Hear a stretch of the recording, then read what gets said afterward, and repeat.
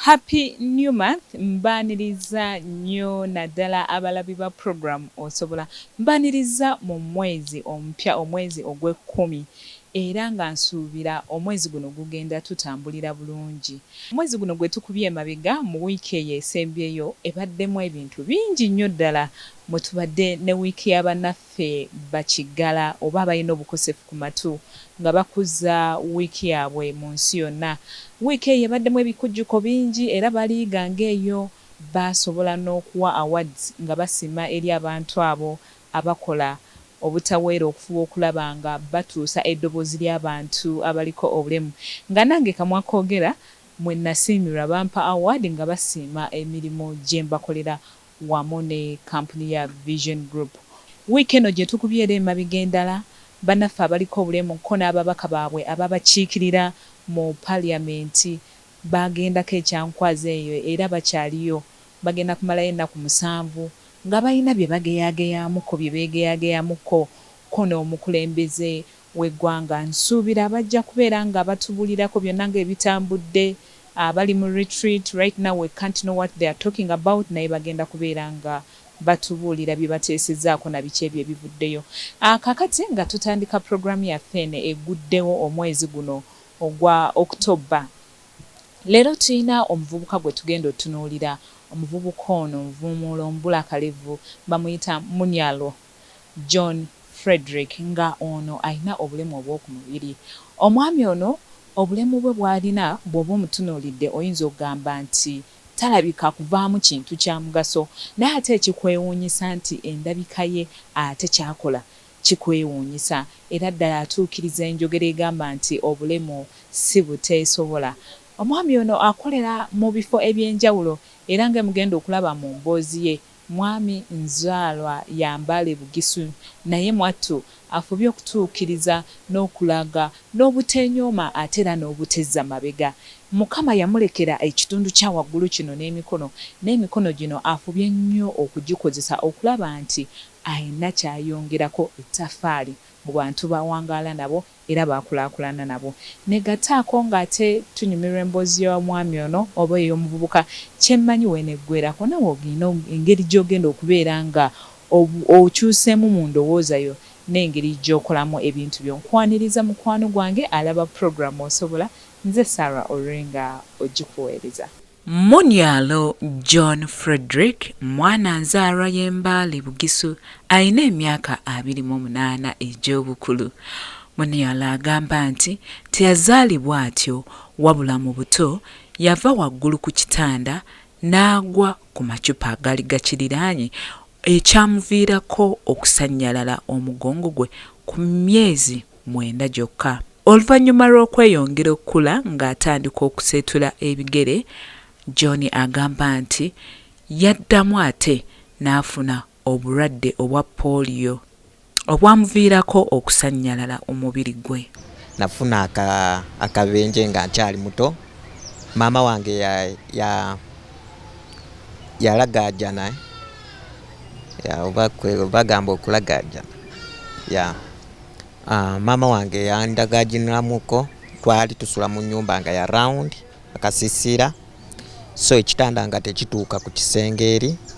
Yo taata wange yali atunda, alina bbaala, so nga crates zino aziteekawa wansi w'ekitanda, so nga zirina okuyitamu zikoona eri. So nali neebase ku buliri nga nkyali muto, like nali ntandise okubeera nga atambula teete kuseetula ebigere. We nafunira obuzibu obwo nali neebase ku kitanda, then maama nga ali wabweru ne taata nga bali bweru. So we nagwa nakubayo omugongo kuva ku kitanda nenkuba omugongo crates. Tibajjajja bo nga bo bamanya abantu bedda ne batandika okunsalaasala omugongo nga baagala okukozesa herbal medicine, naye ne bigaana. Polio n'agiraawo, amagulu ne polio n'agakwata, nemba nga sikola ki sikyasobola kutambula. Ne bagezaako ekisoboka ne kigaana, kwe kukula nga ndi bwenti. Ekiwundu oluvannyuma nga afudde nenfuna ekiwundu, amagumba ne galabika. era nalooza nti maybe bajja kunsalako ebigero oba naye ekisa kya Mukama waliwo jjajja wange abeereyo mu kyalo n'essaawa zino akyaliyo Mbale. We yalabanga mbonaabona nnyo n'agamba waliwo eddwaliro lyemanyi eriyamba baliyita akatale mu Cheshire Home. N'agamba kankutwaleyoko nnayoko mikwano gyange bagezeeko okujjanjaba ono omwana. Abasenga ne beesondasonda awo obusente bwa transport ne bandeeta mu ddwaliro. Ndi mu myaka nga 15 awo. Mu kusooka basooka ne bantwala ku ssomero bannange gye baali babatwala.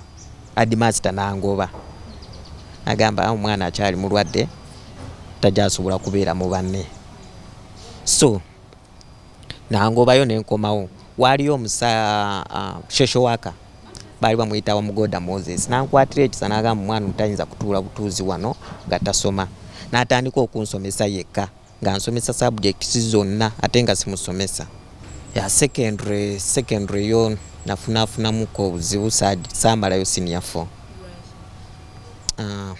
Okay, nafunamuko challenge ya nalabanga byensoma ntandise obutabitegeera bulungi. So ensalawo neŋŋamba kanzireko ewaka ewaffe Mbale. We natuuka Mbale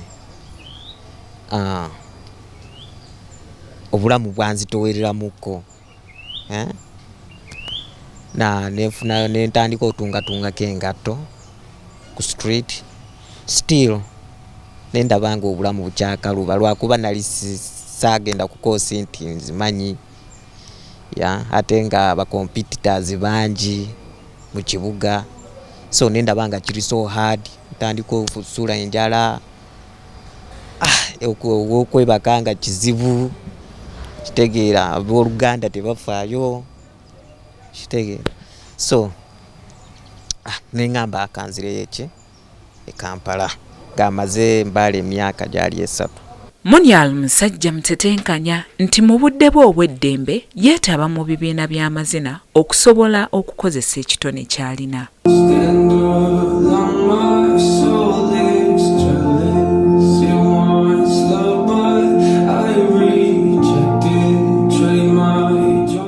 Waliwo trainer wange bamuyita Desire ye yajjanga n'atraininga nga tugenda ku performances ez'enjawulo ne tuperforminga awe nafunira certificate mu bya dance.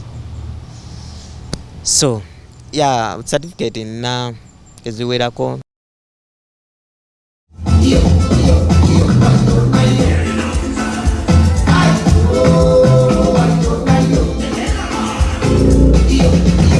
John namusanga mu Home of Joy for children with special needs nga era twali ku projects zaffe gye tukola gye bayita Unseen Dreams ng'egenda enoonya abantu abalina obulemu naye nga bali nnyo mu homes, schools, kati reaching out mu schools ez'enjawulo. Kati ye engeri gye nasangamu John twagendayo mu home yaabwe okuba reaching out ne tumusanga nga naye ali part of the home. So ne tuba enticing okujja okuyiga amazina abasinga kyali kipya nnyo gye bali nga era abamu balooza tebasobola okukikola naye twakigezaako ne tusanga kiri very interesting ate ne tusanga mbu balina skills naye just baadde bazitulidde nga tebafunanga mukisa muntu kukulaga skills zaabwe ezo. Ekisooka kyonna kiringa onogenda mu ssomero, buli omu agenda mu ssomero agenda nga waali tewabeerako kikyamanyi. Kati naffe tukitwala mu mazina kasita oba nga osobola okumuvinga mu mubiri gwe okusobola okutambula ffe tuba tulowooza mbu okola ki oba osobola okuzina. So kibeera eri ffe kitukakatako nga ffe okumakinga sure mbu tukujjamu tetukujjamu. Of course levels zikyuka naye nga kasita oba nga osobola okutambula omubiri gusobola okumuvinga aliwo ekinyenya ku mubiri gwe ffe tubelivinga mbu oba osobola ozina kuba amazina tegali just about kukubasama kola ki bingi ebiri involved. waba tasobola kwogera nsobeera eddoboozi ku eryo naye ffenna we tujja awamu ne tukolaganira awamu wabeerawo ekyenjawulo. So we're trying to promote inclusion. Buli wamu omuntu kabe nga alina obulemu asobola naye okubeera part of ekyo ekintu kyemukola ate n'asukka nawo oluusi. I feel my heart pounding. Why haven't you found me yet? Tukyanyumirwa era nga tukyalaba emboozi ya Munyala John Frederick era ndowooza bannange nze engeri omwana ono gy'awanikamu ebigere n'akozesa emikono gino bannange kimpa okusoomoozebwa.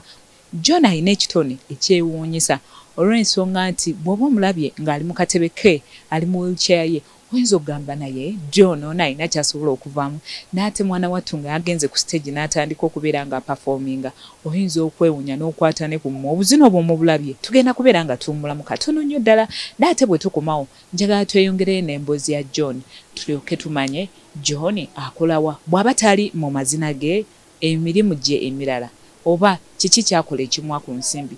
Tovaawo nkomawo. Kulikayo mukuwummulako munange eyakatweyongako olaba program osobola era nga tuli ne mwana mulenzi Munyala John Frederick ono nno nzaara y'Embale Bugisu.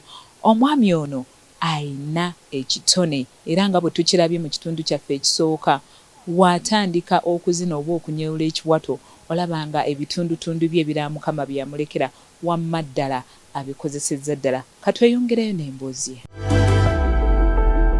Ne bajja ne bampita ne bangamba waliwo omukyala ali kuyita ne ŋŋendayo mu ofiisi gye yali ali n'antunulako center manager n'aŋŋamba ono omukyala ayagala kwogeramuuko naawe ne mugamba okay tekirina buzibu kati Madamu Babron n'ambuuza osobola okukola ne mugamba ye nsobola okukola n'agamba kale kangende ebisigadde mpe namba yo tujabeera nga twogerezeganya. Sinti nali mumanyi oba nali mulabyeko naye nali nina ekirowoozo ekiyamba abantu nga John. Waliwo we amaka we yakulira gaali ga abamufaananako abalala nga tebawulira abamu nga teboogera abalala nga bafuna omukisa okufuna wheelchairs nakulamba laba naye nga kwegamba nayitangawo nga ngenda ku ssomero Makerere eyo olumu n'okulaba sister wange ku campus kati essomero eryo lyansigalamu bwe twatandika kampuni eno eya chocolate tekyasooka kunzijira naye omwaka guno gwali gwakatandika nga covid awedde bazzeemu tuggula ekirowoozo ne kijja kuba ebiseera ebisinga nga ndaba abakozi abalina emikono abali bulungi ng'omulaba yeesobola olumu emirimu bagigalabanja tebafaayo ekirowoozo ne kijja kyagwa bugwi ne ŋŋamba yi naye eriyo abantu abeesobola nga wadde kale simu ayinza okuba mulema oba tawulira naye nga emikono agisobola okukola asobola okutambula n'atuuka wayagala ng'osobola omutraininga n'akola ky'omutraininze ekirowoozo bwe kityo bwe kyajja idea nengisharingako ne managing director saakomaawo ne ŋŋenda ne nnoonya ekifo in fact nali sikyakijjukira n'amannya kiri eyo Wandegeya ne ŋŋenda ne nkinoonya ŋŋenda okukiraba nga akasayini kakyaliwo ne nnyingirayo ne mbuuza ku mukyala eyali abalabirira ne mugamba abantu ababeera nga wanedda bakyaliwo n'aŋŋamba kubanga gavumenti abamu yabagamba baggalewo ekifo ekyo abantu babajjewo naye ayinako contacts ne mubuuza waliwo gw'olinawo kati gwenyinza okulabako kati waliwo omuvubuka gwe yasooka okundeetera naye nga mulemamu katono mu kugulu naye nga ndaba yeesobola n'aŋŋamba nti ono akola omulimu gwa carpentry ayina n'ebya welding byakola akanika n'amasimu naye nga nze ndabira ddala lyokke just slightly lame in one leg slightly limping ne mugamba toyinaayo abalala n'andeetera ne John kati bwe yandeetera John John yasoka kujja nga tali mu ntebe ye, ne mugamba nemubuuzaako, nemubuuza wasoma paka ki, okoze biki, obadde ng'okola ki. John kwe gamba nansanyusa, yali muntu musanyufu, n'abeera so happy, n'andaga ku baluwa ye ekwata ku byakoze mu bulamu bwe, yali yabiwandika by hand. Ne mugamba kati ninawo chance y'omulimu oyinza okukola. N'asanyuka nnyo n'angamba nsobola okukola biki. Kati nejogera n'omukyalo oyo n'angamba John yali azeeyo Embaale naye nga ayagala kudda Kampala, yakomawo ke Kampala kunoonya mulimu. Nendabira ddala ng'eyo chance ndowooza yaliye. Kati ne mukonfaminga ne mugamba nja kudda Munone, katutegeke nfunirayo ebbaluwa esaba at least awandike nti asobola okukola biki, nze nzije koleki Munone.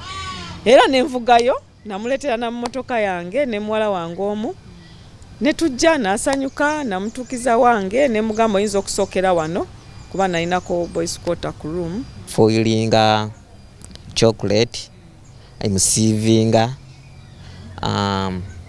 grading, sivinga okusengejja chocolate oli aberenga tali mukalumira. So nenkuba powder. Kyensinga okwenyumiriza mulimo gwange nti abakozi abaliwo tukwatagana nabo, kale tebandabanga ng'ow'enjawulo ku bo, bakiraba nti tuli be bamu. Ate n'ekirala embeera boosi wange engeri gyampisaamu, kambuwalira, waba nkambuwalidde at least anziza ku mabbali angamba nabadde n'obusungu naye at least I'm sorry. Kozi musanyufu, mwesimbu, bukyayajja John Coco powder. Tubeera ne stock awera. Bw'omugamba nti kino kyakolebwa akikola. Ate ali willing okuyiga buli area. Bw'omugamba nti kati kulonda koko ng'alonda. Bw'omugamba nti kati powder oba ku grinding sugar oba kola chocolate oba kola liquor, kwegamba buli kintu kyakikola n'amaanyi. Ate teyeetya ajja bulungi mu banne, muntu asaaga nabo, ayogera nabo bulungi, kwegamba talina nsonyi. Ye muntu ali open. Nafuna confidence obugumu kubeera ku stage ng'abantu abasinga bakutunuulidde,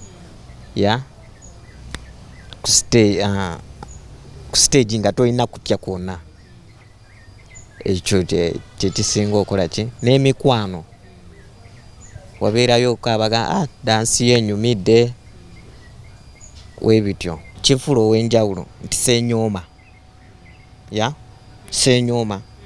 Newe mba mpeddemu amaanyi neekubiriza, wadde n'ebisoomooza bingi kati nga saawa zino ndina obuzibu bw'ebyensula. Waliwo ekitone kinene nnyo mu bantu bano, kubanga ekisinga obukulu nti nabo baagala babeere n'akakisa ffe abalala ke tulina, oba omuntu wa bulijjo kaalina obutabasosola, okumakinga sure nti tubawa chance okulaba talent kijalina, kikyasobola okukola ekyomugaso, kubanga definitely baba balina ebyomugaso bingi nnyo, naye lwakuba abantu babasosola olumu bagezaako okubeera inward, oba baba balumwa emotionally and physically, kati okubayamba okubajjamu eyo embeera gye balimu.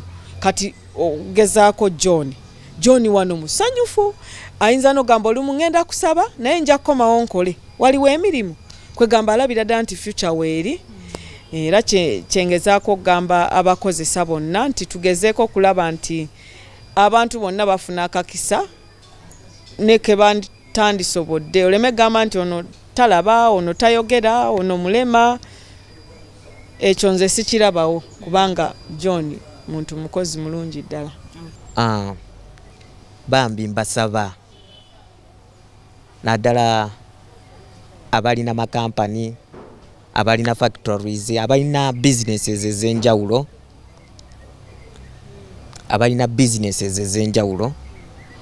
mbadde nsaba mukole ki, mweka abantu abaliko obulemu emirimu, lwakuba nabo balina ebiruumirirwa byabwe bye balina. We mutaba mirimu, lwakuba mulimu abasoma naye nga tebalina mirimu, ne babeera addicted to drugs.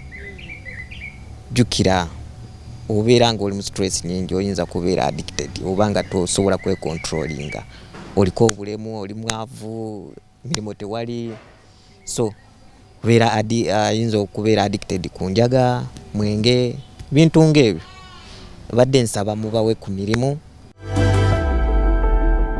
Kakati emboozi ya John nga yemugirabye bannange ddala kiki kyolina oŋŋamba gwe atayinaako obulemu yadde n'obumu nti gwe emirimu gyakubula tolina kwosobola tandikawo tolina kwosobola kuyiiyako kugamba nti kangezeeko ku kino oba kiganye.